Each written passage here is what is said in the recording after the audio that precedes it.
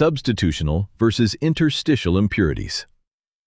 I'm Professor Mohammad Ali Al-Momani from the Industrial Engineering Department at Jordan University of Science and Technology.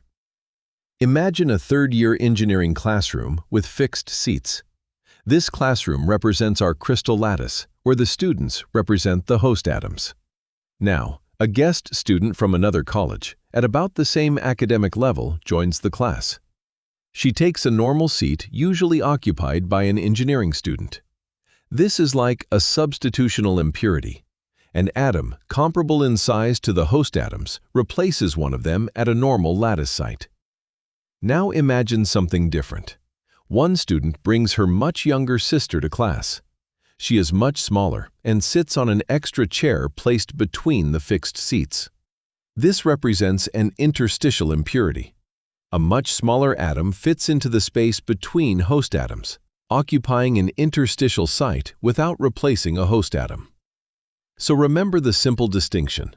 Substitutional means replace. Interstitial means fit between. Both disturb the crystal lattice, and these local distortions can influence important material properties. Materials alive, making materials science visible.